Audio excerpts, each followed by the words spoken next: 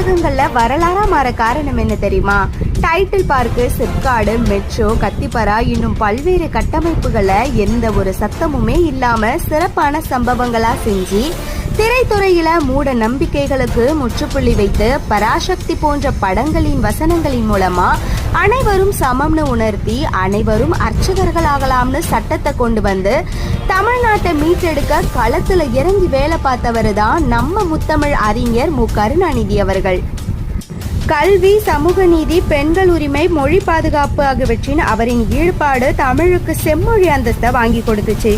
வரலாற்றுல மறக்க முடியாத நாள் திருக்குவளையில கிராமத்துல பிறந்த மு. கருணாநிதி தமது வாழ்க்கைய சமூக நீதி, கல்வி மற்றும் மக்களின் நலனுக்காக அர்ப்பணித்த நாள். இளமையில எழுத்தாளரா, நாடக ஆசிரியரா மற்றும் திரைக்கதை எழுத்தாளரா அறியப்பட்ட கருணாநிதி 13 வயதுல தமது அரசியல் பயணத்தை தொடங்கினாரு. அவரது திரைத்துறை பயணம்